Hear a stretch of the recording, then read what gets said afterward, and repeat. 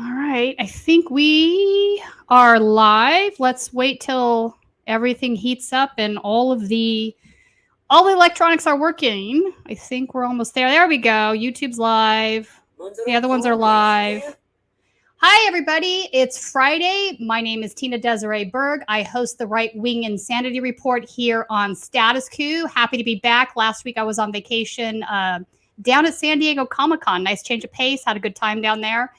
And now I'm back in Los Angeles, and it's very hot. And it's not just in Los Angeles that it's hot everywhere. We're hitting massive heat waves across the country, across the world, breaking records. And one of the things we're going to talk about today is our political response to that is nil. And in fact, if you're talking about right-wing extremists, they want to get rid of anything we've done to avert climate disaster.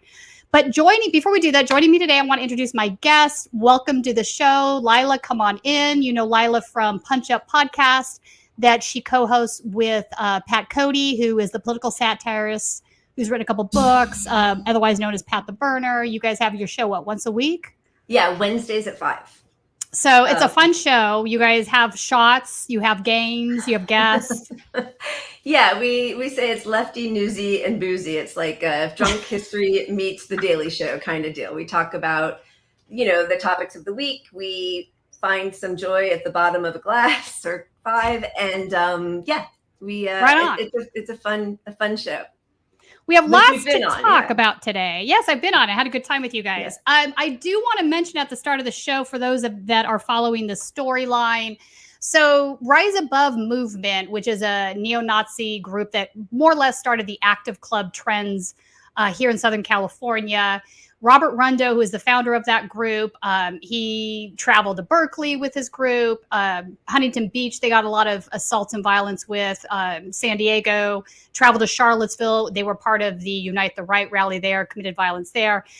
So Robert had fled the country because he was facing federal charges for his violence. He was eventually found in Romania. And now he is going to be coming back to the United States. He had applied for political asylum in Romania. They rejected his application yesterday, and he will be coming back to the United States to face trial here in California.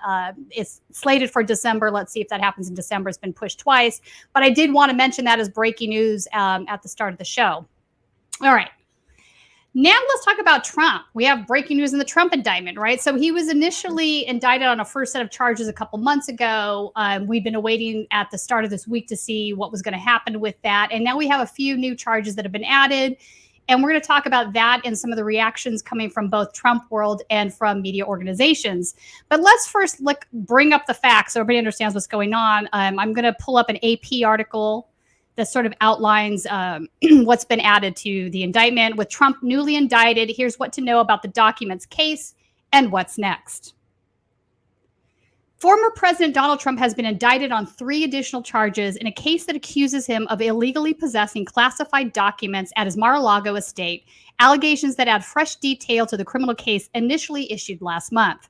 Here's a look at the charges, the special counsel's investigation, and how Trump's case differs from those other politicians known to be in possession of classified documents, right? So this is not the first time we've seen, presidents having documents. It's the first time we've seen a president that would go to this length to not return the documents and to cover up him not returning the documents. All right, so there are 3 new charges against Trump, as well as a new defendant named in the case. Prosecutors accuse the president, former president, of trying to alter, destroy, mutilate, or conceal evidence, and of inducing another person to do so. They say Trump asked a staffer, Mar-a-Lago property manager Carlos de Oliveira, to delete camera footage at his Florida estate in an effort to obstruct the federal investigation into his possession of classified documents. Prosecutors allege that de Oliveira schemed with Trump and his valet, Walt. I could never say this guy's name. Is it Nada? Oh, God. I don't know. You don't know either? It's one of those names that I've read a million times and heard maybe once. Say it out loud, right? Yeah. And then you have it in the brain the wrong way. Anyway, neither here nor there. To conceal the footage from investigators, a third count also accuses Trump of willfully retaining national defense information related to a presentation about military activity in another country. Investigators say Trump showed a classified document during July 2021 meeting at his Bedminster, New Jersey resort to the writer and publisher of the memoir of his former chief of staff, Mark Meadows. Details about the document and the meeting were included in the original indictment, but none of the charges had related to it until now. Trump had returned that document to the government on January 17th, 2022, nearly a year after he left office, according to the indictment. Trump was indicted last month on 37 counts related to the mishandling of classified documents. The charges include counts of retaining classified information, obstructing justice, and making false statements, among other crimes. And let me just interject right here. He would not be facing any of this right now if he had just returned the damn documents. It's wild to me that he refused to do that, to be frank.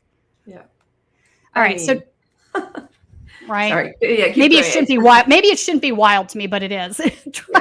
Trump is accused of keeping documents related to nuclear weaponry in the United States and the nuclear capabilities of a foreign country, along with documents from White House intelligence briefings, including some that detail the military capabilities of the U.S. and other countries, according to the indictment.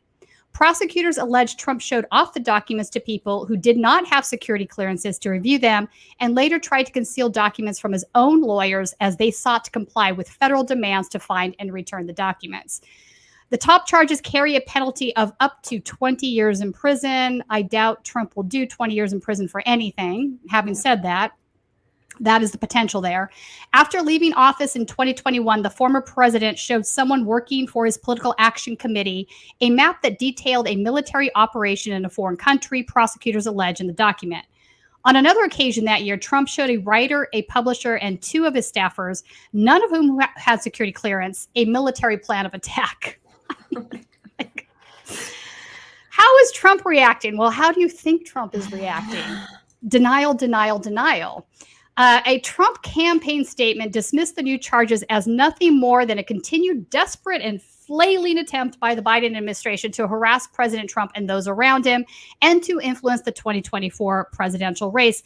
Let me just point out here that it's ridiculous for him to say the Biden administration. This is coming from the Department of Justice, not the Biden administration. And I do not believe the Department of Justice is being controlled by the Biden administration.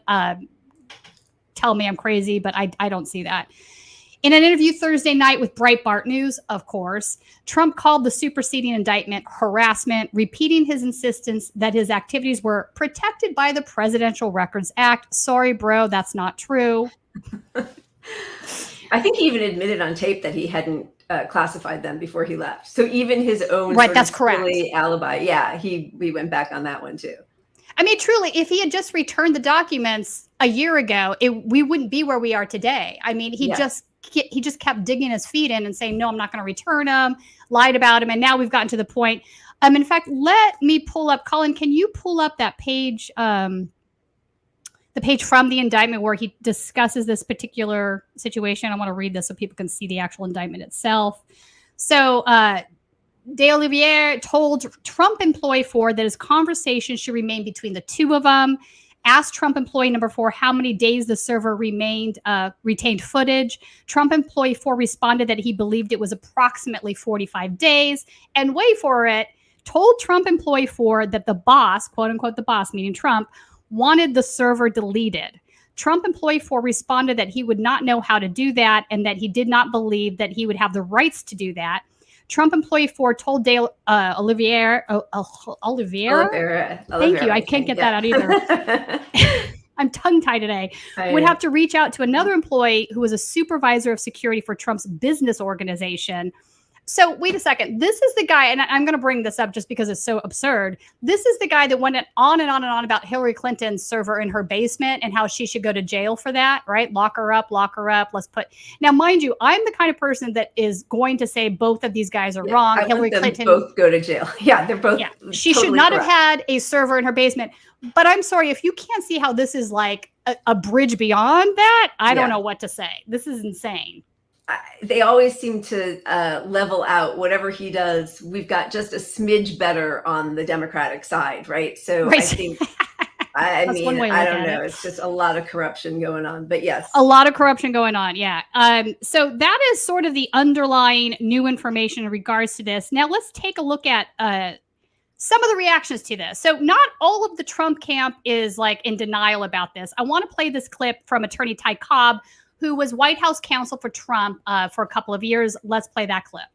Ty, I know you've read through the new indictment, been able to sort of compare every count, see the new document added, which appears to be those Iran attack plans shown to a biographer. Trump said that, by the way, he showed nothing. It was just articles. They now have the proof that it was not. It was actually the document he was waving around. As you go through everything in this now 60-page superseding indictment, what stands out to you, Ty? Well, I think this original indictment was engineered to last 1,000 years, and now it will last. The superseding indictment will last to antiquity. I mean, this is such a tight case. The evidence is so overwhelming. It's very difficult to imagine how Trump could say that his lawyers met with Jack Smith today to explain to him that he hadn't done anything wrong, on the same day that Jack Smith produces, this evidence of, overwhelming evidence of additional wrongdoing on his part. So this is, I think, par for the course. I think one thing that's been ignored in the discussion so far, though, is, this is Trump dealing directly with Nada and De Oliveira. At a time where Evan Corcoran, it has been told by him that there are no additional documents, that they don't have anything, and his lawyers certainly, were advising him, at some point advised him, not to destroy, move, or obstruct this grand jury subpoena in any way, or the government's request in any way. So this is Trump going not just behind the the back of the prosecutors. This is Trump going behind the back of his own lawyers, and dealing with two people who, were extremely loyal to him. Right. And to Alyssa's point, while you're having a 24-minute conversation with your head of maintenance about the video, because you didn't want your lawyers to know. You didn't want anyone else to know. So you're actually doing it yourself. Well, so. And I can assure you, in Trump's time in the White House, he never had a 24-minute conversation with Walt Nada.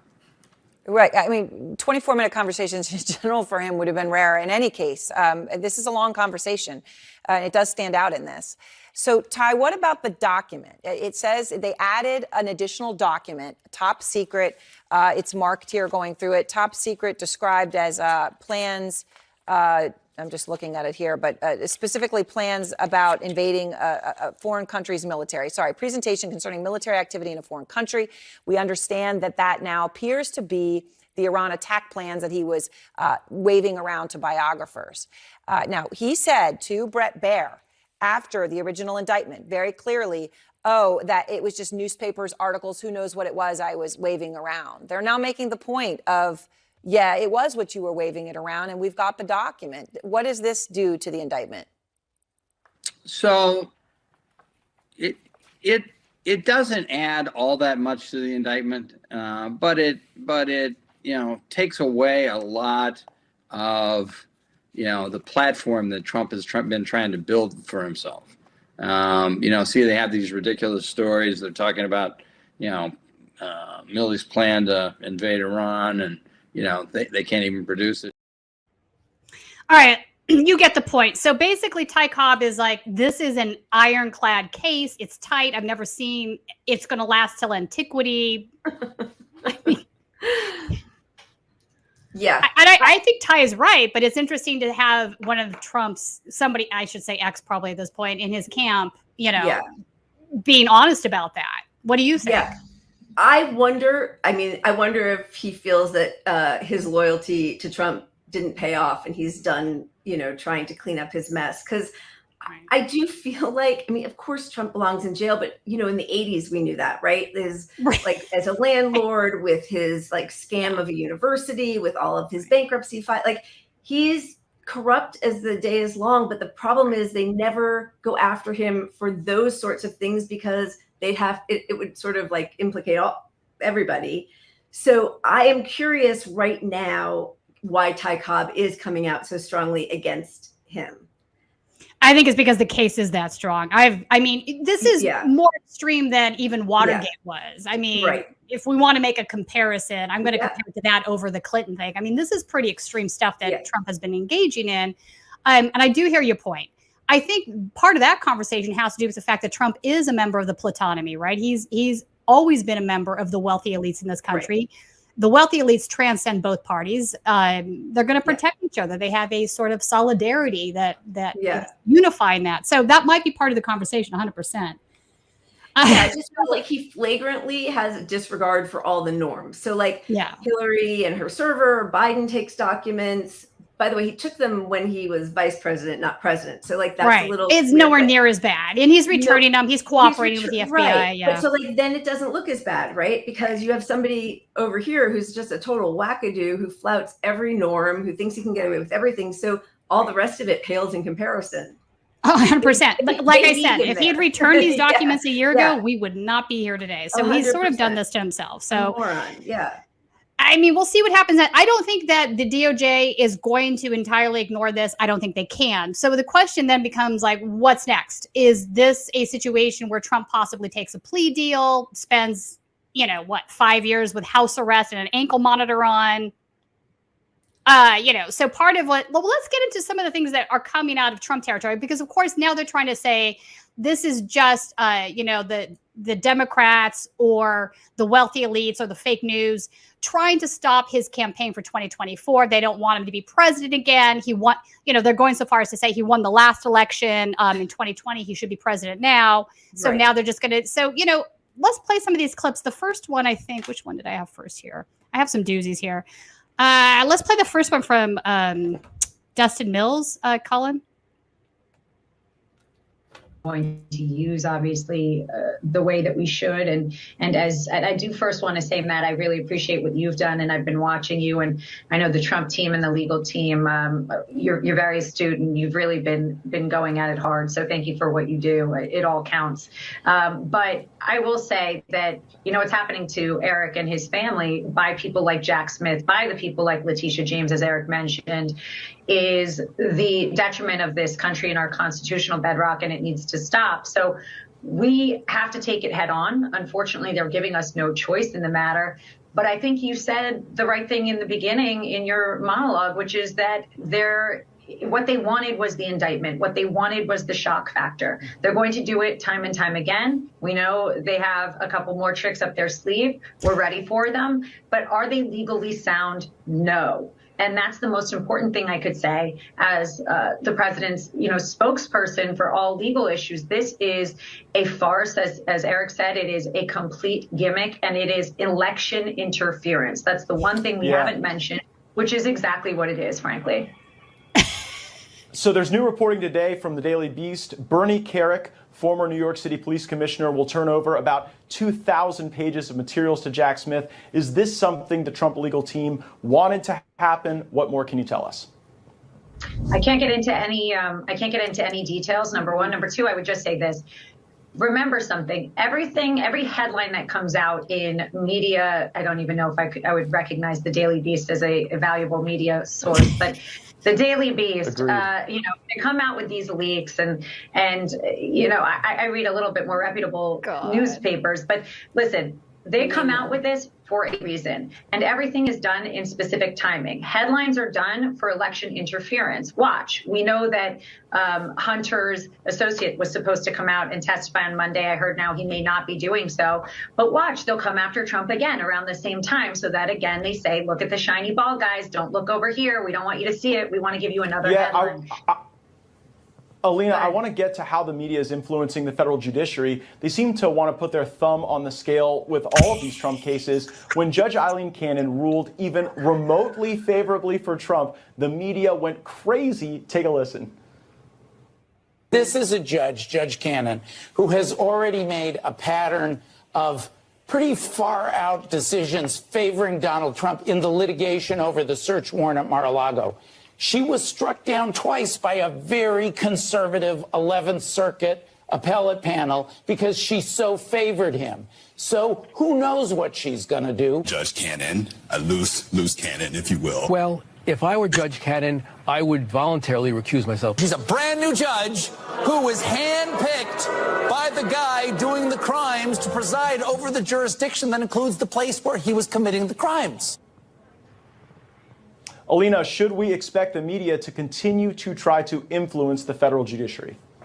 Of course they will. But let me just say one thing on Judge Cannon. I don't know Judge Cannon, but I read that decision. It was very fair. It was not one-sided. She did set the trial, as we saw. But let me tell you what they didn't cover. We had a judge, Judge Middlebrooks, who was a Clinton-appointed judge, who, when I sued Hillary Clinton on behalf of the president for the Russia hoax, which we now know was not fake, thank you to the Durham report, that judge sanctioned us. But nobody in the media talked about that and said how there was a Clinton-appointed judge going after the Trumps. Nobody said that, and it didn't even get covered. So the media, yes, absolutely. All they do is twist and turn and do exactly what you want. And we see it a little bit with, unfortunately, Fox and some of these other media, entities that are pushing the candidates they want. And if they don't want Trump, they won't cover Trump. So let me ask you this question. In Fulton County, you've got the potential for a racketeering charge. That's not something people typically think about in the political lens. Do you think that a racketeering charge will be brought, and how would you even expect an indictment like that to be alleged? I don't know, because when I think of racketeering, and it's funny, somebody mentioned this to me the other day. They said, racketeering is what they do for mobs. That racketeering is an old school, old world thing. You don't associate that with the president. You don't associate that with something where he had a phone call with lawyers where he didn't do anything wrong. But what you have, again, is election interference. They're going to tie him up in litigation. They're going to tie him up in depositions and trials, all the way up to the 2024 election. That is interference. And do you think the goal is to keep him off the ballot? Just real quick, Alina, a few seconds left. 100%. Do you think the ultimate goal of all this is to use it as a veneer to keep him off the ballot in a state that he might otherwise win? Absolutely. I think you hit the nail on the head. That's exactly. Okay. What happened? Did the screen freeze? There we go. Okay, so a lot to unpack there, but I mean, really, every accusation is a confession with these guys, right? Newsmax is hardly the shining beacon of independent journalism and truth finding and fact checking. Correct. They're the opposite. So let's start with that. Also, they keep going to this place where Trump's the victim. Let's ignore everything, the ironclad case against him, the obvious facts of the matter. Let's ignore all of that and just play into this idea, this appeal to he's a victim. You're all victim. Trump is your fighter. Trump is on your side. None of what these guys are saying is true. It's just they don't even bring up the facts. They don't discuss the facts. They play this game of sort of putting out this, kind of propaganda, which can be very effective. I think it is effective. And I don't watch right-wing media. I watch it so you don't have to. Thank you. We so value your contribution to let us know what's happening. But, and again, and I'm sorry to always be like both sidesing it, because I despise Trump. And I mean, most Republican politicians, all Republican politicians, and most Democratic politicians. But we see the same thing Just say you despise politicians. Pretty much it. Yeah. Right. Because they are corrupt and they are not working for us. And sometimes, I watch that and I see the exact flip side or mirror image of what Democrats are saying about everything with Hunter Biden or, Russian interference. And so I think, unfortunately, both sides are so dug into their team color, It is team sports. Yeah, I agree. And I know Jordan did something earlier on this today that, like, as the media talks about this, and it's awful. And yes, Trump is corrupt. I think he should have been in jail 4 decades ago.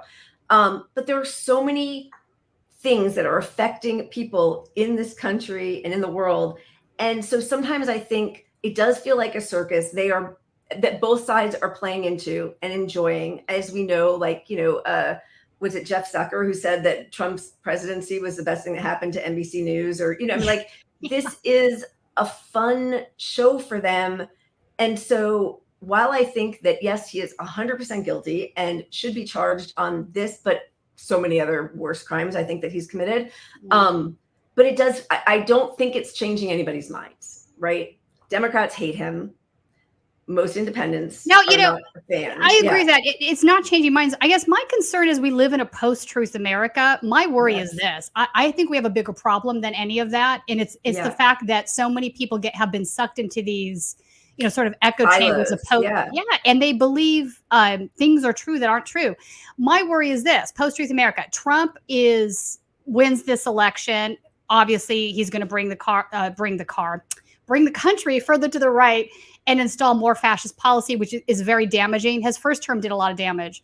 But on the flip side of that, if he loses, do you think any of these folks out there that believe he won the previous one in 2020 are going to actually believe he lost this one too? My answer to that is no. Right. They don't believe he lost 2020. So if he does lose this, we're looking at a whole nother level of more radicalized individuals that are capable, I think, of doing much more damage than what we saw on January 6th.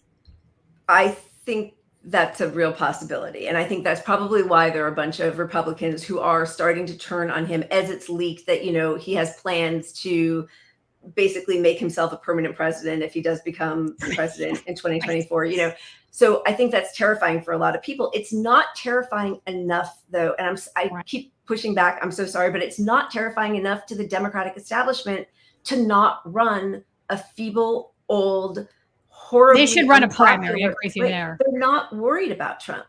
Right. Or they wouldn't put Biden forward, right? So, but they weren't worried about Trump in 2020 either. I mean, when you look back, or in 2016, let's go back further. Yeah. In 2016, they had a whole entire Clinton campaign devoted to making him the Republican winner because they thought he was such a mess he would not win. Right? They didn't take.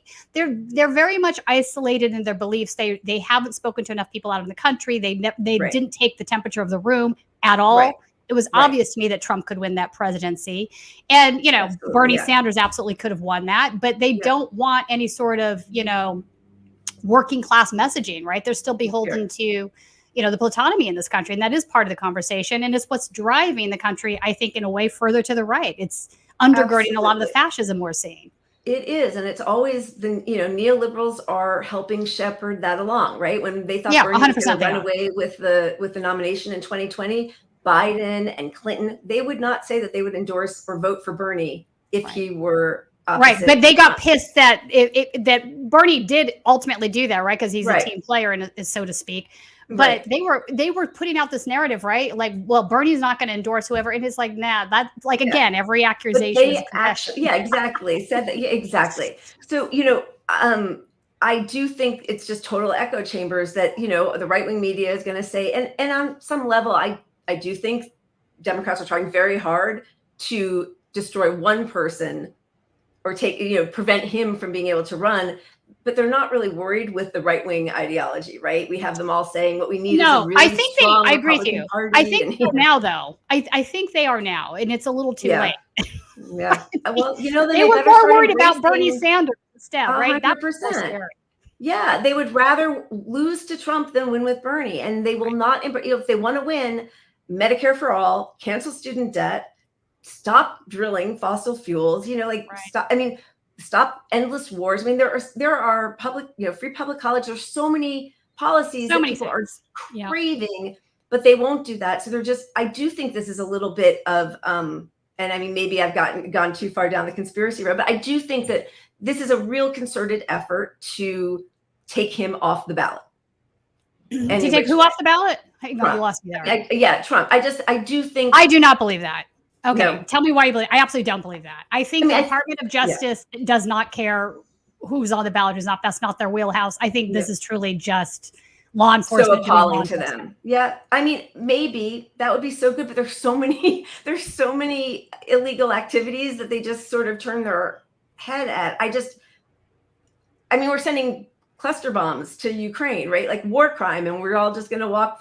I don't know. It's just the United States is never going to hold itself accountable for war crimes. That you are correct on that. That is the reason we are not the member of the ICC. Exactly. All right, so let's move on to this second. This is Trump's lawyer, Christina Bobb, and she's sort of taken this election interference thing to the next level with this clip. And they say this throughout the indictment, but I'll just give one example. Paragraph 4 states that at 12 p.m. on January 20th, 2021, Trump ceased to be president. It says a bunch of other things. And then it says, Trump was not authorized to possess or retain those classified documents. That is legally and factually inaccurate. Who has the authority to determine what he's allowed to retain? The president. It's Donald Trump. It's not the Department of Justice. It's not NARA. It's not the archivist. It's the president. So who has the authority to determine whether he's allowed to keep those documents? Donald Trump. So I think the entire indictment is based on a very faulty legal reasoning that seems to blatantly ignore the Presidential Records Act and the only precedent that has already been set for this exact set of facts. So I don't know how they're going to get around that, but it's certainly going to be fun to watch and see what they try to do. Okay, I do not know how this individual passed the bar. Yeah. I just don't know what you're thinking on that. Some doozies out there. So many people I've never had the pleasure of watching before. Girl, I know all the weirdos. She does not understand it. Basically nothing she says is accurate. Let's just leave it at that. Well, and again, like he said that he could not pardon himself, which he will do, but that he could declassify. And but then he admits that he didn't. I mean, it's so stupid. Like, what a self-own. Just be like, and I hereby declassify these and I'm free. Like, at least stick with your own lane of your alibi. Right. It's just funny to me. So, I mean, again, post-truth America, if we say these things over and over again and have a bunch of people saying them over and over again, eventually the lie becomes truth. And we all believe it. And Trump's, the victim here. It's all part of that. All right. So the next one we have, I got another good one here. This one is Josh Hawley, because of course he had to chime in on this. The Democrats hate democracy. They are deathly afraid the voters will choose to elect Donald Trump. They don't want that to happen, and so they are trying to use the machinery of law enforcement to prosecute him. I think these indictments are a disgrace, and I think Merrick Garland should be impeached and removed from office for allowing the Department of Justice to be turned into a partisan hammer to attack the political enemies of the White House. I mean, so again, every accusation is confession. These guys don't respect democracy whatsoever, but here they are going to say, it's all politicized, right? They want to politicize the FBI. They don't see the FBI or the Department of Justice as being a neutral law enforcement body that is supposed to apply law universally, right? What they want to see the FBI become is an arm of their belief system, right? That is willing to do policing on behalf of their belief system, right? They want to politicize that. So when that doesn't, and we've seen this with, I'd say the last 10 years, specifically from Clinton forward, we've seen this argument be put forth repeatedly in regards to how the FBI and DOJ operates, right? So both sides sort of want to do that, I suppose. I think the Republicans are far worse at this. I think, the fact that they're all referring to the FBI as Antifa now is absolutely fucking hilarious to me. I mean, that is hilarious. Yeah. I mean, and as you said, like, remember all the people who were like doing votive candles to Mueller, and it's Mueller time. And then as soon as he didn't prosecute, or he said there wasn't enough evidence, and Russiagate was basically like, and they were like, oh, well, he was always a Republican. I mean, like, there is no true ideology for either party at all. They just want it's just win. Team sports. But it really bothers me when they try to do this with the Department of Justice. I mean, listen, there are issues historically, which I'm not going to get in today, with both the FBI and Department of Justice. That's not what the show is about, and that would take probably 8 weeks to get through. But having said that, superficially, what we should want from our law enforcement and what we should want from our Department of Justice is that they apply the same rules to everybody equally, that they aren't politically biased, that they don't get engaged in political theater of any kind. That is what we should aim for. That is what we should, choose to uphold. And so when you see this happening, it's just like, It is, and it undermines anybody's faith in all institutions, right? 100%. Public trust is at an all-time low in public institutions for these reasons, I think. Yeah, and I mean, we just saw what happened with the influence, the IRS,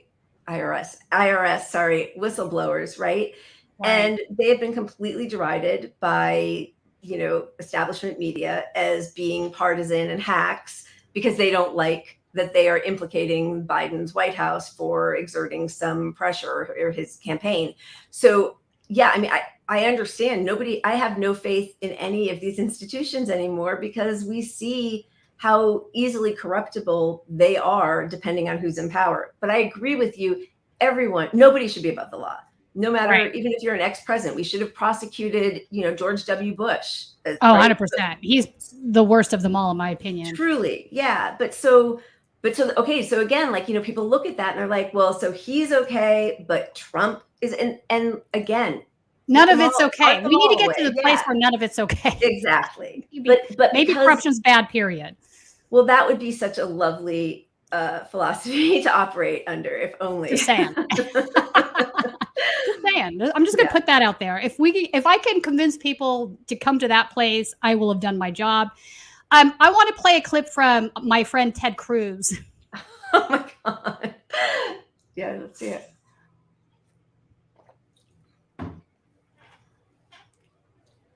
Trying to indict Donald Trump over J6. Well, every single thing they've thrown at him, he's turned it right back in their face, and he's proven to be right.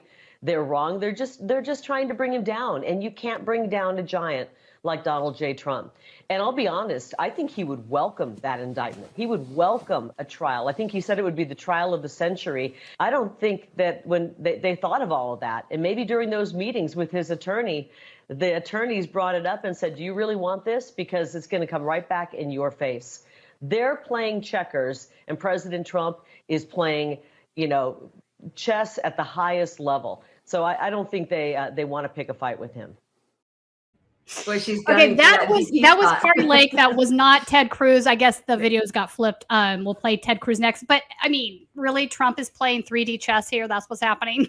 No. However, if he does go to trial, it will be such a boon for the whole media, 100%. Industry. Across the board. It's like the biggest reality TV. We're just living in his reality TV show. I mean, truly. I know he doesn't want to go to jail. Of course he doesn't. But his supporters are diehard. And as you said, somebody better tamp down the energy, because I do think it's going to be pretty scary in 2024 if he doesn't. Oh, I agree. The other thing I want to point out about her comments is she's engaging in this really weird idol worship, right? Yeah. You can't bring down a giant. Donald Trump is a giant. And it's just like, you kidding me right now? She's just talking to an audience of one, and she really hopes he makes her his. I wish that was true, girl, but I know. Yeah, his fan base is eating this stuff up. Believe me, this is how they think, and it's almost. I hate to say this, it's almost like being in a cult, right? They're in the cult of Trump, and they can't get out of it. I had just to give you an example. I talked to a Trump supporter a couple weeks ago at a rally, and this guy was insisting that J6 was done by Antifa. And I was like, and every logical thing I said to him went right over his head. I'm like, so the Proud Boys, the Oath Keepers, these individuals that are fully recognizing what they did, are proud of what they did that day, think they did. I'm like, you're telling me they're all Antifa? And what was the response? His response was, I have a video of a guy who is an Antifa guy smashing a window. And I'm like, what you have is a video of a Proud Boy dressed in black bloc smashing the window. I'm interested that he wasn't proud of their work. It sounds like he's trying to distance himself from the people on January only 6th. Because he thinks it makes him less electable. I mean, let's be honest. Trump has no loyalty to anybody. All of these folks that are worshiping Trump have loyalty to him, should really rethink that position, because he does not feel the same way. I think that should be obvious at this point. He's a narcissist. Absolutely. Hungry for power. All right. So hopefully now we have the Ted Cruz video. The Democrats hate democracy. They are deathly afraid the voters will choose to elect Donald Trump. They don't want that to happen, and so they are trying to use the machinery of law enforcement to prosecute him. I think these indictments are a disgrace, and I think Merrick Garland should be impeached and removed from office for allowing the Department of Justice to be turned into a partisan hammer to attack the political enemies of the White House. This is ridiculous. Again, it's the same thing, right? Right. The Department of Justice is being used by the Democrats to stop Trump from running for election. Like, none of this is true.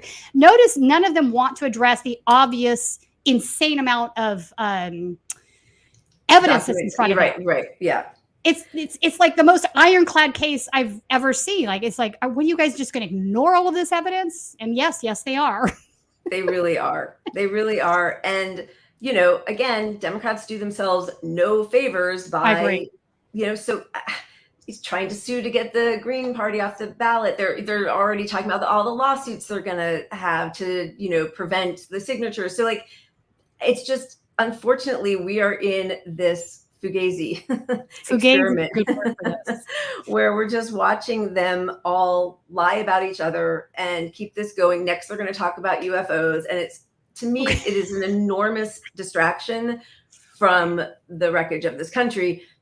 That said, I do think he's guilty and gross and all of that kind of stuff. But I mean, I don't know. It just feels, I don't see him going to jail. And this will galvanize. Well, let's talk about that. All right. So let's talk about that, because that's what's next on my list. I touched on this earlier. So, you know, there has been since his launching of his campaign at Waco, Texas, which of course he did for a reason. Waco, Texas is where the Branch Davidian holdoff came.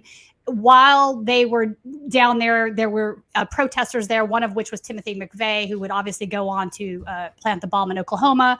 Timothy McVeigh was not just a right-wing militia guy. He was a neo-Nazi. He was handing out the Turner Diaries and other white supremacist literature, let's leave it at that, down in Waco. So it's the fact that he chose that the day before the actual siege happened is pretty telling, I think, about where Trump's coming from. Yeah. But he laid some seeds in his speech down in Waco, right? So one of the things that he was saying to the people there was that I am your retribution, use me as your retribution, I am justice.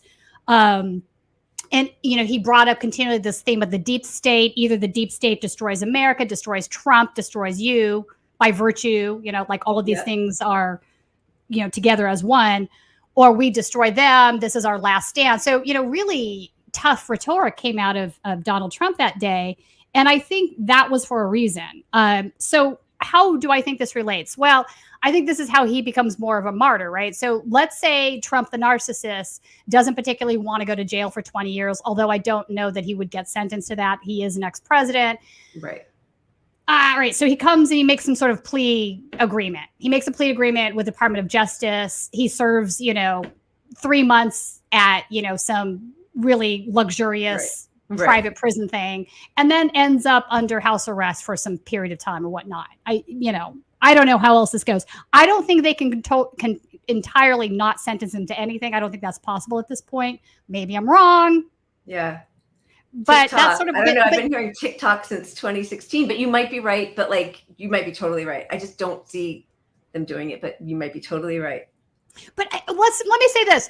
Ron and I had been having this discussion for months, because Ron kept saying to me, it's not happening. He's not going to get indicted. I'm like, I think he's going to get indicted. Right. I just think the evidence is so bloody overwhelming so overwhelming. Right. Like, it's so irrefutable that something has to be done. I feel like that's sort of where we're at.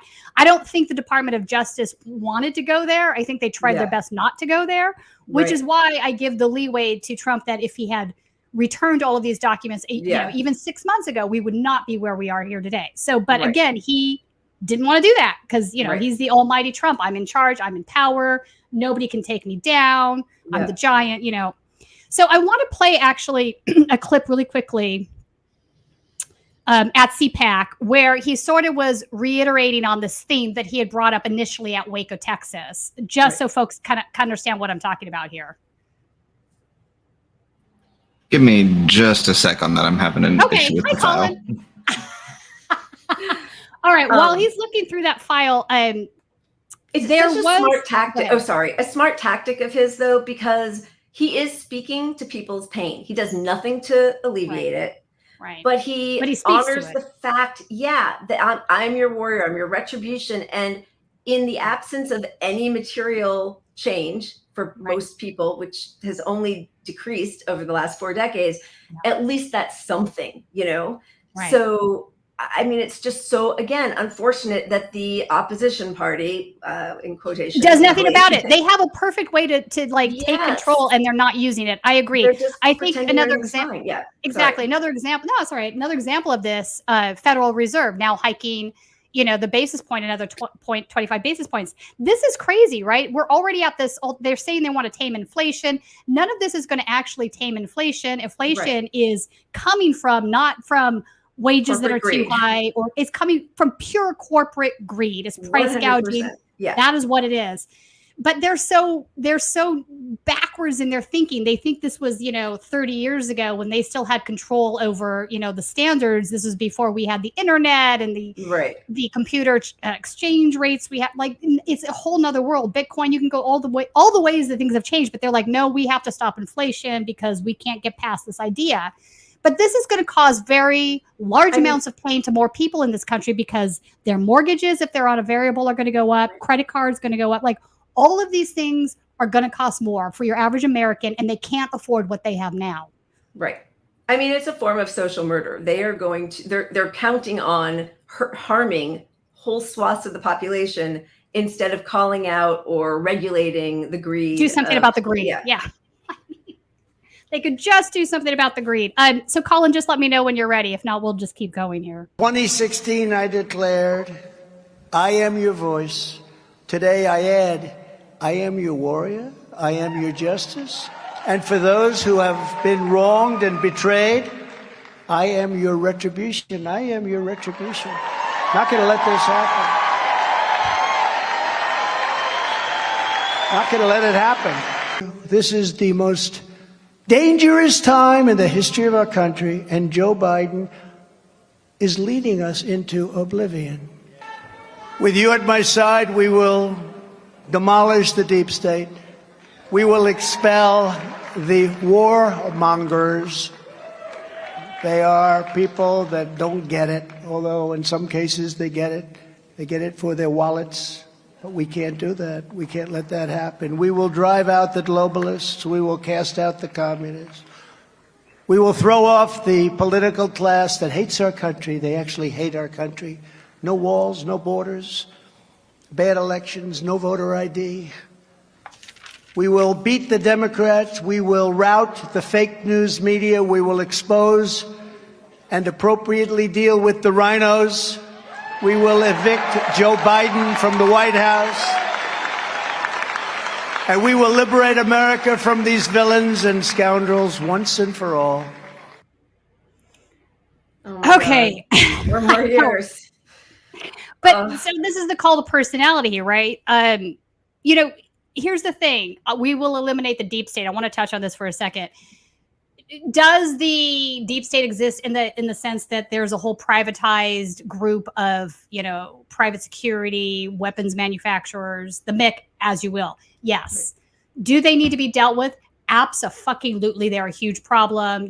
Eisenhower brought this up in his farewell speech, and here we are all of these decades later, and pretty much everything he said was going to come to pass has come to pass. Exactly. But let me stop you there. Let me stop myself there. Is this what Trump means? No, it is not. He basically says, do these other people, do they understand? Well, some of them do, right? And then he pivots, right? So no, he's not, when we talk about the deep state, we have a specific idea in mind. Right. To Trump, the deep state are the people that are going to stop him from being perpetual president. Exactly. Yeah. Anyone he doesn't like. Right. But again, Democrats are really missing an opportunity by pretending everything's okay when people are hurting so much. And, obviously in general polls, both Biden and Trump are wildly unpopular. But the difference is Trump is the Republican base. They love him. Yeah, his base loves him. I don't know that Biden has a base that loves him at all. No. I think there are just people that are like, okay, he's the Democrat. He's better than Trump. Yeah, I mean, it's all the, there's no cult of Biden. Trump, right. Yeah. No, just the never There's no Trump Proud Boys that are going to go out in the street and fight for him. Yeah. No, I understand. You're not wrong on that. I don't know. So that rhetoric is dangerous. It's dangerous, right? And I think people that have tuned Trump out don't realize in how many ways he's, literally upped that. Yeah. It's much worse than it was, I think, even a couple of years ago. So we'll see where this goes. I do think, so my final prognosis is that I do think Trump is going to ultimately end up having a sentence of some sort. I'm not sure exactly what that looks like. We should do an on-air bet. We should do an on-air bet. All right. So what's your prognosis?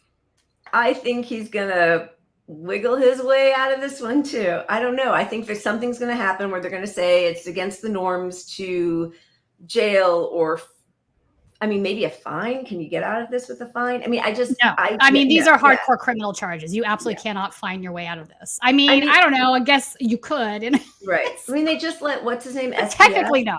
Sam Bankman-Fried or whatever. Sam, the guy who did the Bitcoin. The Bitcoin. He's just been released.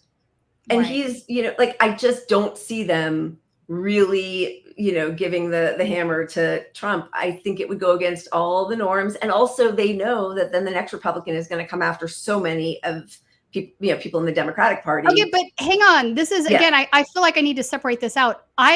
This is purely the Department of Justice at this point, and I really don't see them as being politicized, even though both sides want to say that the reason both sides want to say they're politicized is because they don't always do what they want. Do you follow me? The fact that they don't always do what both parties wants is sort of a sign that they are kind of in their own little world, which is as it should be. Now, are there problems there? Again, yes, there are plenty of problems. I'm just going to table those for now. So, but why is this the only president that they are finding, gross illegal? Because this guy has done way more grosser things than any other current president. You would have to go back to Nixon, probably. And this is way worse than Nixon anything did. I mean, truly. I mean, the war crime thing Bush did is the worst of all of it. I'm kind of putting that in its own world because the Department of Justice wouldn't prosecute him. That would be there, right? That would be the ICC or somebody outside of. So as far as things that are prosecutable by the Department of Justice in this country. Yeah, maybe you might be totally right. And maybe I'm whatever, red pilled, black pilled, whichever pill it is that makes me just skeptical. You're 100% not red pilled, you're black pilled. Black pilled. I know. I got to get my Matrix jargon back up to date here. I'm just like the Trump people are red pilled. The people that are nihilistic and being like, nah, they're both terrible. Nothing good comes here. Those are the black pilled. Okay, one enormous black pill for me. That's me. No. You have not been enormously black pilled. The enormously black pilled folks are like planting pipe bombs and whatnot. You're good. You're just, irritated and pissed and want to change things. Yeah, that is me. Thank you. But anyway, I do think that he is not going to pay a price. And my fear is that it's going to galvanize even more Republicans during the trials, and it's going to be a big joke. And every time he has a camera and a microphone in front of him, I mean, I find his speech repugnant, but people eat it up. And even if they don't, they love, it's going to be all over MSNBC and CNN. Right. So it's going to be because they haven't learned their lesson. You're not wrong on that. So you think he's going to jail? I think everything you just said is legitimate, and those concerns are huge. I don't know. Yeah, I think he's going to end up doing house arrest or something. I do think there's going to be some sort of sentence. Do I think he's going to do 20 years in a federal prison? I do not. No. Yeah. All right. So maybe. But I'm going to say this: surprise me, DOJ. Surprise me. Yeah. And then keep that energy for all corruption. I mean, that's what exactly. I know you agree, but take out all the corruption. That would be this is the only way we're going to, and that includes, party corruption. A big problem as to why we don't have a progressive in the presidential Oval Suite is because the Democrats don't want a progressive there, and they control those election cycles. So that is part of the problem. But again, I'm going to table that for another day because this is right wing insanity report. Yeah. We do. Sorry. Sorry. No worries. We do Democratic Insanity Report almost every day. Yeah, I know. No, I hear you. I mean, obviously. And that's why I wish the Democrats were better, because they are not helping stave off the right-wing ascendancy. Yeah, of course. I agree.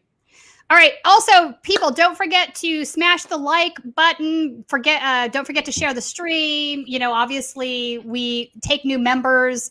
You guys are what fund our news reporting, our on the road reporting. All of these things cost money. We appreciate it when you join as a member. We get $5 a month from you. That helps finance everything. Also, or super chats, whatever it is. But we do appreciate that. We do not take any corporate funding. We do have other road trips that we are planning to go on, and all that costs money. So please consider joining.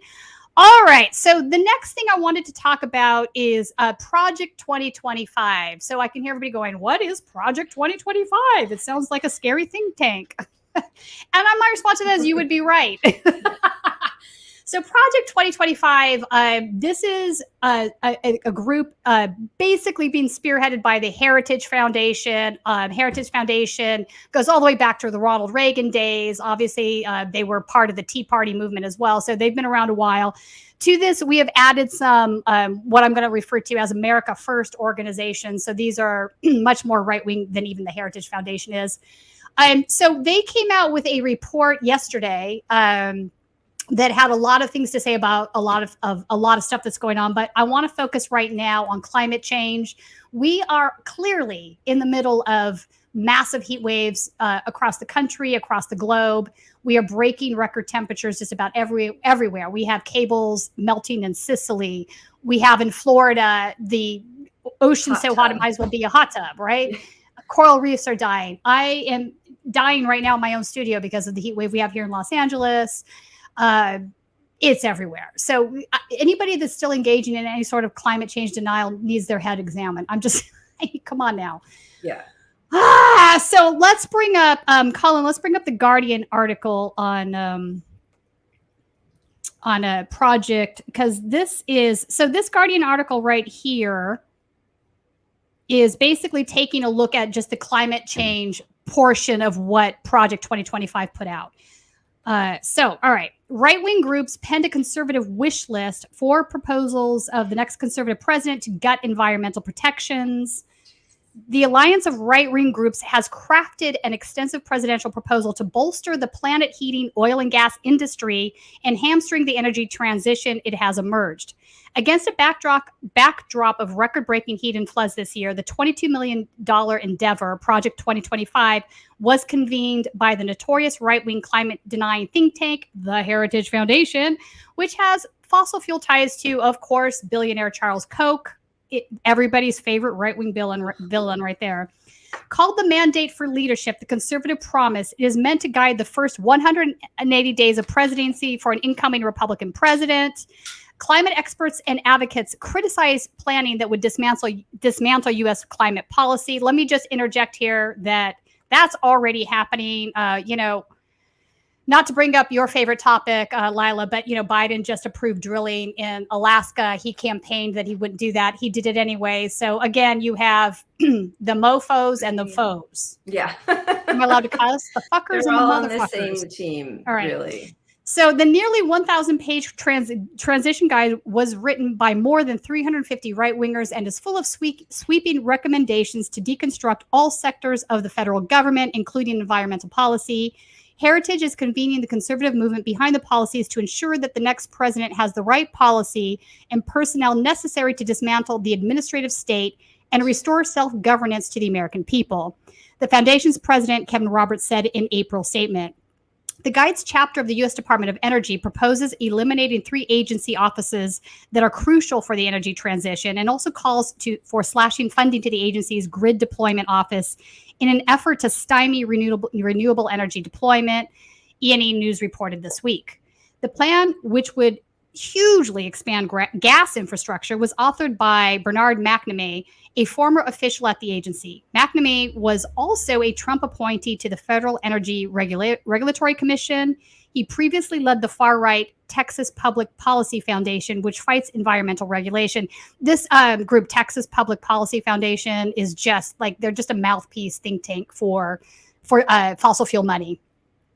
Another chapter focuses on gutting the Environmental Protection Agency, the EPA, and moving it away from its focus on the climate crisis. It proposes cutting the agency's environmental justice and public engagement functions while shrinking it as a whole by terminating new hires and low-value programs.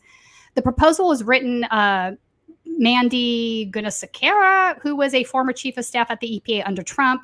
The guide also features a chapter on the Department of the Interior written by William Perry Pendley, who controversially led the Bureau of Land Management under President Trump and worked to eliminate drilling regulations. Anyway, so you get the picture here. This is bad news, across the board. I want to also put up, I want to go to, Project 2025, Spencer Cretian, I'm not sure if that's the correct pronunciation. He's the Associate Director of 2025 Presidential Transition Project. Can we bring up that page from the Heritage Foundation?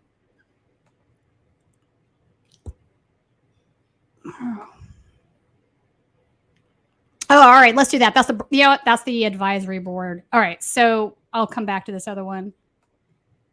All of these pages. Hang on. Let me pull that one up. I want to point out just who some of the donators here. All right. Some of these folks you will recognize, others you won't. I want to go through this a little bit because, again, this isn't just climate change, there's other stuff too. So as you scroll down, you're going to see American Cornerstone Institute, American Accountability Foundation, American First Legal is one I actually want to click through to in a second. ALEC is the corporate policy writing think tank that basically has been handing produced policy to legislators now for a couple of decades. Very nefarious, is like business roundtable stuff. American Family Project, Women in America, our friends over at Wait For It, Moms of Liberty, for Liberty. RFK Jr.'s group. The James Madison Institute, Hillsdale College. Some of you guys are going to recognize all of these different names. The Heartland Institute, Freedom Works. So, it's a big mishmash of various, Susan B. Anthony Pro-Life, Tea Party Patriots, Turning Point USA.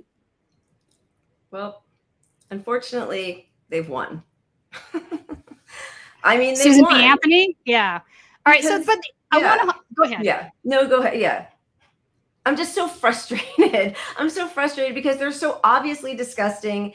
And the believe science, follow the science, climate change is real group is, what the Supreme Court just allowed Mountain Valley Pipeline to go through, which Biden gave in the last budget deal, which didn't even have to happen. I mean, it's like one thing after another. So I don't know. Does it matter if you believe in climate change being real, but you're like applaud yourself as Obama did for getting all the fracking doing next and to fossil nothing? fuels? Yeah, I mean, worse than that.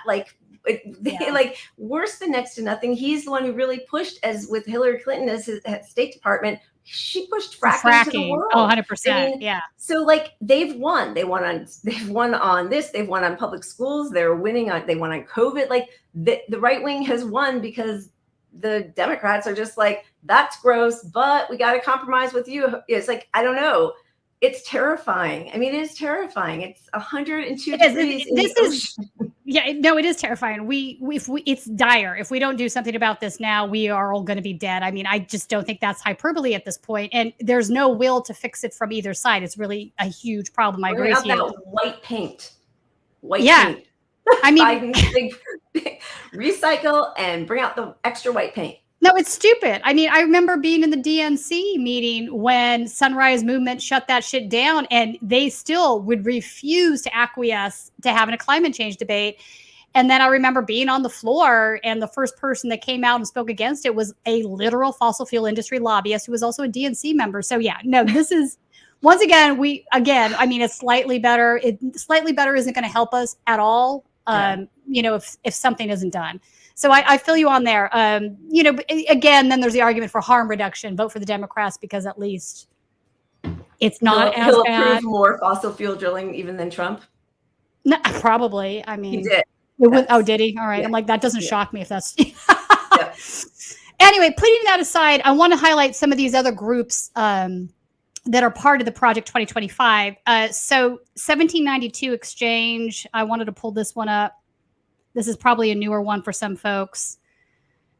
Safeguarding free exercise, free speech, free enterprise, all of the things that you would normally see from these groups. I want to scroll down to the bottom though, because I want to show something here. So how do you square the circle between this kind of sort of first America belief system, which in many ways buys into a lot of socialism if you're white, like if you're a white guy, right? It is true though. That's right. We've got a lot of right-wing extremists now saying that they want communism for fuck's sake, but yes, it's real. My point is this though, they have arguments because they see the same problems with capitalism that everybody else sees. So I'm going to say the first America First group, pardon me, they don't have a whole lot in common necessarily with Charles Koch, except that they're extreme right wingers when it comes to economic policy. Charles Koch is a billionaire. He wants to have policy that allows him to extract more and more wealth from the country. He is a radical ANCAP libertarian, no government regulation. Let's get rid of all of it. Whereas the America First group are like, no, man, we can't make ends meet. We should have, socialism for our own kind. Right. Whatever that looks like. So there is definitely a tension that exists between these two groups. So let me go back to I wanted to explain that before I pointed this out so it sort of would make sense. Yeah. So the quote on the bottom of the 1792 exchange basically says, woke capitalism, as if that's a thing. Woke capitalism is now the most transformative agent within the religion of social justice because it unites progressive ideology with the most potent force in American life, consumerism and making money. So, which is wild because I would say progressive ideology at base is against consumerism and is more about, I know. I think so many many egalitarian principles as far as economics are concerned. So it's kind of a wild statement. Yeah, but so many of these terms I think have a little bit lost their meaning. Like a few years ago would have called myself a progressive, but now I actually agree with that statement on some level, right? It's like, oh, now we're going to have a female head of the CIA. We're going to have. Well, that's not progressive. I would say that's liberal. I wouldn't call that progressive at all. I know. Unfortunately, I totally agree with you, but I do think that a lot of progressives, I think liberal and progressive mean the same thing for a lot of people right now because of what's been done by so-called progressives, where there is a lot of like tokenism, like we need one person who's, the first ever trans person who does this. That's fantastic. But like Medicare for all would help so many, like tens of thousands of trans people, I would say, I don't know any progressive that does that over Medicare for all. Like, I don't think if you don't support Medicare for all, I'm going to say you're liberal. That's just how I would define these things. Totally. Maybe, agree. I don't think it's entirely mutually exclusive. Let's put it that way. But I hear what you're saying. All right. So let's move on to the next one, which is sort of similar because we're now talking about, wait for it, a list of woke corporations. So let me point out who this is. This is America First Legal. If Colin, you can put this one up. America First Legal is Steve Miller's organization. So that should tell you all you need to know about this particular organization. Also, I want to mention these are all 501c3s, so they're happy to take money from you. Right. Please, when you click through from the Project 2025 website onto these pages, you're gonna get like nailed with the donation page because it's all grifting, right? I don't know how much these guys actually believe this bullshit. All right. So America First Legal is holding corporate America accountable. Wait, really? Are you? It's just like laughable for illegally engaging in discriminatory employment practices that penalize Americans based on race and sex. So basically, let me take that apart for y'all so you understand what he's saying here. Basically, what he's saying here is if you have any sort of policy that says, I'm going to go out of my way to make sure I'm not only hiring white males because I want to have a diverse workforce, you are a discriminator. Yeah, you're woke. Yeah. Woke is basically you can just substitute any marginalized group in there. It's black politics, it's trans politics, like whatever. They're just ludicrous. It's so fucking ludicrous. Right. All right. So, and then if you scroll down, you'll see some of these companies, and let me tell you a million ways why they're not woke. Yeah. All right. So we have Starbucks. Starbucks, it has a union buster as yes. Right here, Chica. Yep. Ding, ding, ding, ding, ding, ding, ding. All right. Morgan Stanley. Wokest of the woke. Investment banks are now woke, y'all. Lyft is a company that is not only put already, legislator in California, but other states as well, measures to try to stop them from having to hire workers or supply workers' compensation or, any decent amount of pay. Definitely not woke. Anyway, but that's what you're right. So I see. I mean, my eyes are so bad. BlackRock. BlackRock. Come on, they're joking now. They're not even trying. Colin, scroll all the way down. They're not. Yeah, because this is the best one on there. Are you kidding me? why discriminatory? BlackRock is single-handedly responsible for why we don't have affordable housing. Okay, maybe that might be slightly an extreme statement on BlackRock, but it's pretty close to accurate. No, that's 100% accurate. They probably just don't have an all-white board or something. Yeah. That's absurd. But again, I feel like this, like, how is this real? Like disgusting or people like Howard. Right. Oh my God, my brain. Howard just went. Schultz. Yeah, Schultz.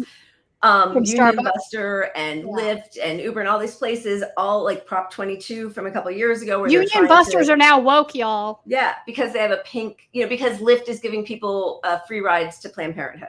Right. That's what it said in that little blurb. Like, that's enough. It's those, those little, I mean, they're not, it's a huge issue, of course, abortion rights, trans rights, but they are just going to focus on these small sections. And that's, well, they're going to spoke up. They're doing that because America First, this entire movement is predicated on National Socialism, right? So Hitler, they are 100% racist. They're anti-gay. Like the world they want to live in is a white nationalist one where everybody that's not white and is straight gets booted out of the country. So, I mean, this is Nick Fuentes' organization, America First is. So America First is now not just Nick Fuentes, right? Now it's being adopted by other folks like, Stephen Miller obviously is using this term, but it's becoming a thing. America First was also part of World War II American political sphere back in the 30s and 40s. So we've been here already. We're going back there again, but it is a dangerous time. But I did want to point out some of this because it is pretty fucking hilarious.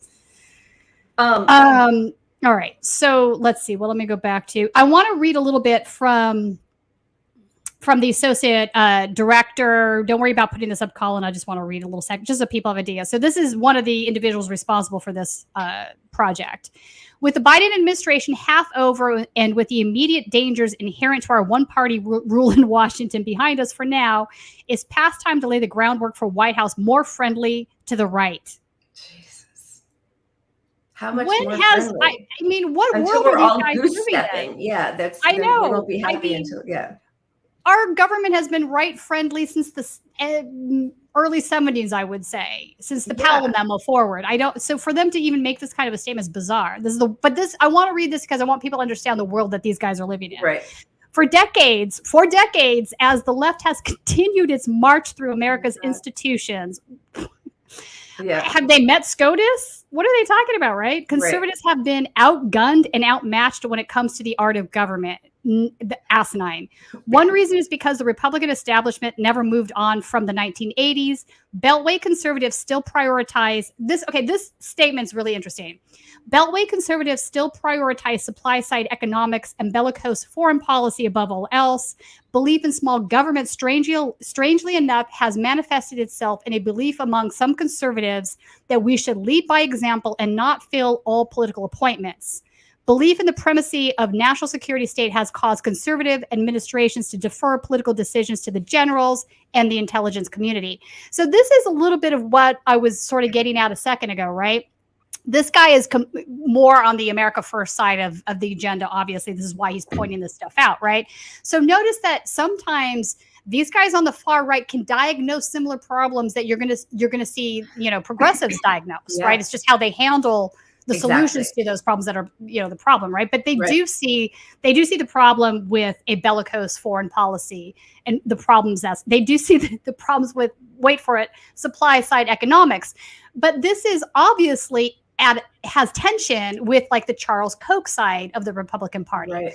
The Charles Koch side of the Republican Party, they want more supply side economics because that allows them to extract ever more capital from the general population, right? So there's some tension there, but where they are finding unity, obviously, is over woke corporations. Yeah, it is interesting. I mean, first of all, that's crazy. And of course, that's the whole strategy, right? Is to blame immigrants, to blame marginalized communities. Like we're all fighting over scraps. And but I do think that this whole sort of anti-war, anti-military industrial complex, Marjorie Taylor Greene, and people will say like, oh, she's to the left of Biden. No, she's not. That's nonsense. She's a warmonger. Of course. That's just rhetoric. Yeah. 100%. But it is dangerous, as you're saying, because it straddles I think, unfortunately, I'm seeing people who I used to think were on the left supporting RFK Jr., both because of the, COVID stuff and vaccines, and because of his stance on the Ukraine war. But his stance that they think he has on the Ukraine in the Ukraine war isn't even accurate if you really look at his stances. I mean, this is a guy that, at one time, he's a warmonger too. Of course he is. Go back and look at some of his old tweets. It's absurd. Holds Israel up to this high standard. But I don't know if you saw his text earlier today where... No, I did not. What did it say?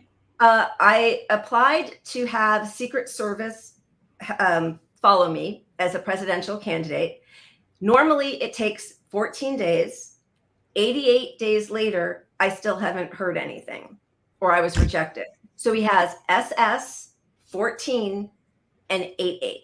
And I cannot believe that is by accident when, come on, when he's talking about like vaccines or like, worse than what Anne Frank suffered or whatever. Wait, like that can't, is that tell me that's parody. That has to be parody. I mean, I don't know. I clicked on what was trending today and it was Secret Service, and I looked and it was his, like, why not say 2 weeks? Normally it takes 2 weeks, but here I am 88 days later. Like, I don't know. I have not seen that. That is crazy wild. Like, this thing where people are trying to make sense of exactly what you said, where like, he still thinks that the free market's going to help climate change, right? So he's a capitalist through and through. He's a member of the top 0.1%. He's against Medicare for all. He campaigned for Hillary Clinton. He's a Kennedy. This idea that he is the opposite of the establishment is fucking laughable. Ridiculous. But the only reason people like him is because they are also anti-vax. I think it's as simple as that. We talked about this a couple weeks ago. Yeah, but so I think you're right that tension that exists, somebody like RFK Jr. somehow brings that group together, like the racists, the people who are still pro-capital. Like, I think it's terrifying. It is terrifying. No, I agree. It's very. It's the perfect storm for a whole host of things. Yeah, RFK is a bad dude. All right. One more group I wanted to point out associated with them is the personnel policy operations. This is the very last one I'm going to show. The PPO is for short. This is a really strange organization that is looking to have America First people being put into government now. So we've talked about how we want a smaller government on certain levels, right? But some of these guys are like, no, maybe we don't want a smaller government. Maybe we just want to take over what exists with our people, right? It's sort of like how, the alt-right and the neo-Nazis back in 2016 and 2017, Richard Spencer, et cetera, we're talking about, let's get our guys into law enforcement. Let's get them into the government. Let's get them into schools and military. That's how we sway the conversations, how we move the Overton window. It's how we get the American public to see our point better. So this is sort of their mission there. So PPO recognizes that personnel is policy, right? Right. And aims to educate and defend conservative America First civil servants and their advisors. It seeks to provide support for individuals interested in public service by creating a community that can share best practices with current and future officials, to educate and train individuals about public service opportunities and how they may be impactful public servant, and to provide resources to these public servants and their advisors, such as legal defense.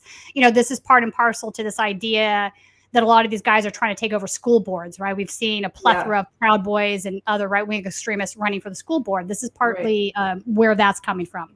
So I wanted to also bring that up. So not everybody wants to shrink. Some want to invade the government. Yeah, they're organized and they're in it for the long haul. I mean, they really are. All right. So now it's time for my favorite part of the show, only because it's always a good laugh. Right-wing yeah, well, that too.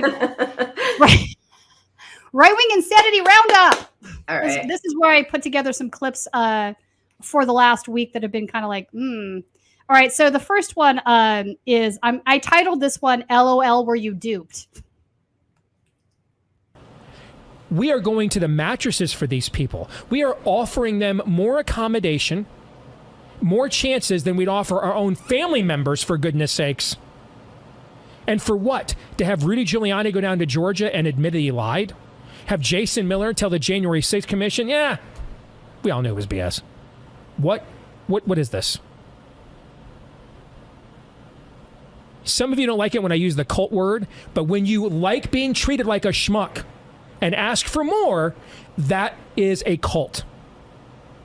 I'm the mark. I'm the sucker. I want to be such. And I resent the person who tries to get me out of that. Those are marks of groupthink, frankly. How many people in this audience sent money to stop the steal 3 years ago? How many shows did I waste your time talking about this 3 years ago? How many? I still have not recovered between the election fraud and COVID. I probably have the smallest Facebook following of any major show in this entire industry. I will routinely post things on Facebook, get like 2 or 3 comments. It's like Facebook is like, we won't ban you because then you'll whine about it and generate a bunch of publicity. So we'll just make it that no one sees your material at all. Why? Because I went to the mattresses on COVID and the election fraud issue. Only to have Rudy Giuliani say, yeah, I was lying. And Jason Miller say, oh, we knew it was all BS. All the best people, Steve.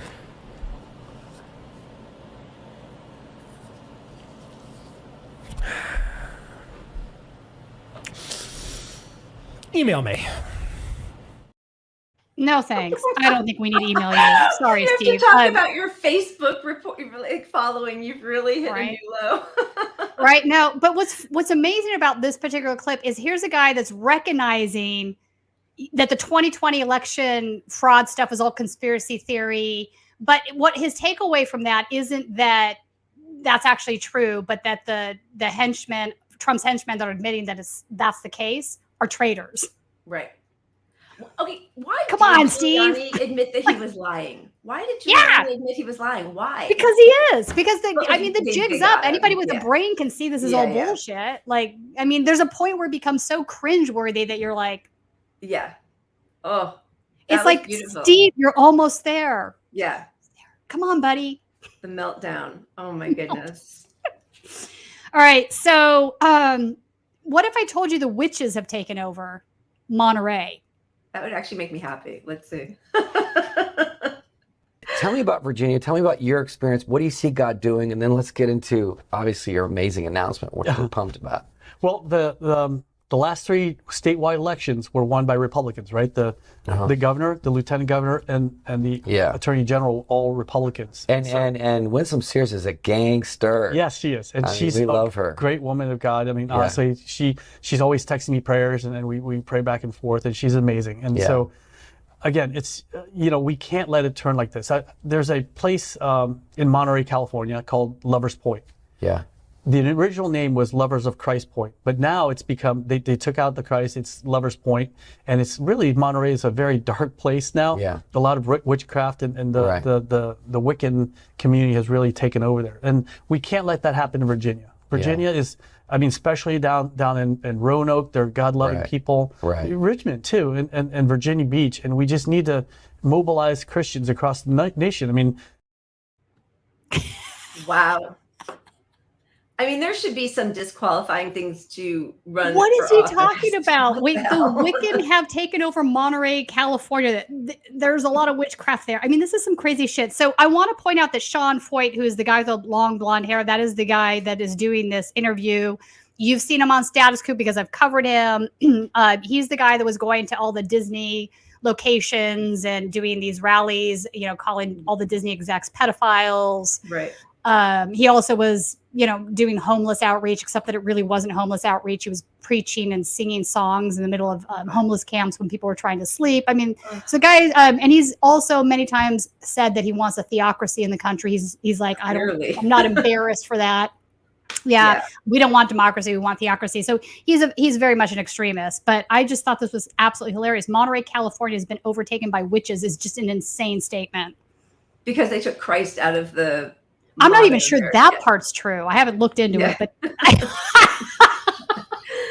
Yeah.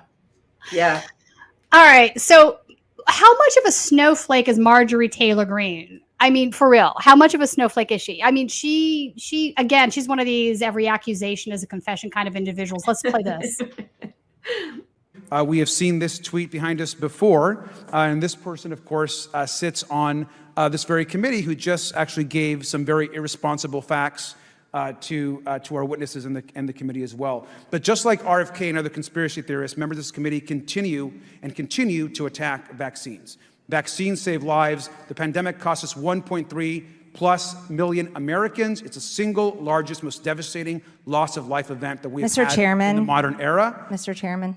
It's the most significant loss of life we've had in the modern era. Ms. Reed, please pause for a second. I'd like to make a point of order and ask the members to be reminded of the rules of decorum, Mr. Chairman. I'm sure. What rules are those? The gentleman from California will suspend. The issues we are debating are important ones. Members feel deeply about them. You do. Everyone here does. Everyone. While vigorous disagreement is part of the legislative process, members are reminded that we must adhere to established standards of decorum in debate. It is a violation of House rules and the rules of this committee to engage in personalities regarding other members or to question the motives of a colleague. Remarks of that type are not permitted by the rules and are not in keeping with the best traditions of our committee. The chair will enforce these rules of decorum at all times and urges all members to be mindful of their remarks. Mr. Chairman, what rule did I break? Does the gentlelady from Georgia have any further? Anything? No. Mr. Chairman, the gentleman may proceed. Thank you. I'm not sure what rule I broke. I actually didn't call anyone out by name and did not actually disparage anyone. I showed a actual tweet that one of the committee members actually tweeted. It's a public statement in the public record, so this is absolutely not disparaging anyone unless the committee member wants to retract what was said up here. We can read it if we'd like. It says a tweet. It says, vaccinated employees get a vaccination logo just like the Nazis forced Jewish people to wear a gold star. Vaccine passports and mass... Okay, so I mean, enough of that, but I just want to put Curb Your Enthusiasm music behind this. Yeah. How was she disparaged? And then this guy goes through this whole like, all right, serious voice now. Yeah, decorum. She can put out Nazi shit, but to call her a Nazi is against the decorum, right? It's like crazy making. I mean, good God. It's so many times where she has been just, so bellicose in her verbiage. So it's just wild to me that he didn't even say anything crazy. I was like, seriously? Right. You hurt my fifis. Yeah. Okay, MTG. Very delicate. A snowflake. She's delicate. MTG, you're a snowflake. You're delicate. Tighten up there. All right. So, Colin, did we have super chats? I didn't see because it's so hard for me to keep track of these things. Are there other? Yes, we do. All right, let's go through those. I think we are all tired of voting for the lesser evil. Donald Parrish, I agree with you. We are way beyond voting for lesser evil because here's the thing that happens. The lesser evils keep getting worse and worse. I mean, the best this country has to offer is Biden and Trump. Are you fucking kidding me? My neighbor would be a better president. 330 million people. Yeah, like those are the two. It's just sad that this is, sort of where we are in the country, but this is what happens, right? We've engaged in lesser evil presidencies for so many decades now that we are really scraping the bottom of the barrel here, in my opinion. Thank you for that. We appreciate that. Are there others? Yes. RFK Jr., UGG, another establishment tool trading on his famous name. I agree with that. There's no world in which RFK Jr. is anti-establishment, nor is he anti-war. I'm not going to get into too much of that right now. We did a whole show on it. Actually, I've done 2 shows on this now. I did one with Ron Placone and I did one with you, Leila, so people can go back and look at that. But truly, the guy is 100% not anti-war. I mean, he used to use the hashtag, what would McCarthy do? Are you serious? Are you serious? Oh, yeah. I found some old tweets where he was using that. What would McCarthy do? What would McCarthy do? Jesus. I mean, he was against Bernie Sanders. Like, come on. Yeah, no, I know. And he's very pro-Israel. He talks about our borders should be like Israel's borders. I mean, what do you... Humorous says, I would be a better president. Thank you. I agree. Yes, you would. Yes, I don't want the job, however. Yeah. It's a special kind of person who wants to ascend to that level, I think. Yeah, exactly. Chris Garrett, our OG, by OG, I mean original gangster, like one of our original subscribers to Status Coup. Chris, we appreciate you showing some love for right-wing insanity. Thank you for that. I appreciate that.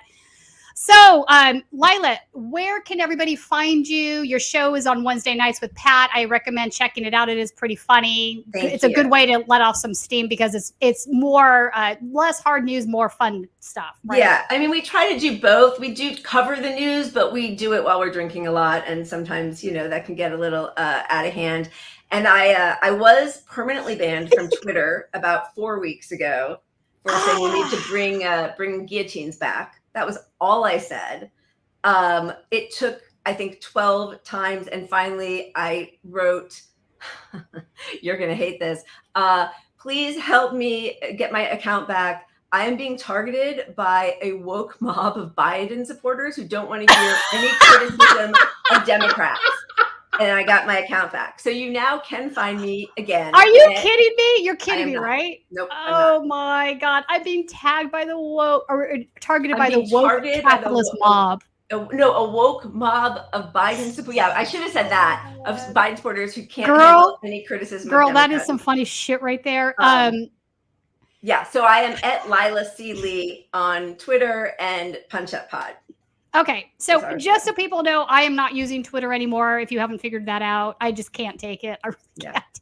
I know. Kudos to those that can, but it was becoming too much for me. So I'm waiting for Blue Sky to get opened up. In fact, anybody that might need an invite code, I might be getting some. Or send an email to Status Coup. I might be able to set you up if you don't have one yet. We have Zaina, I think. Is that Zaina? Sent us a super chat. Oh, what do you got? Yes. Hey, Zaina, how are you? We miss you. We miss Zaina.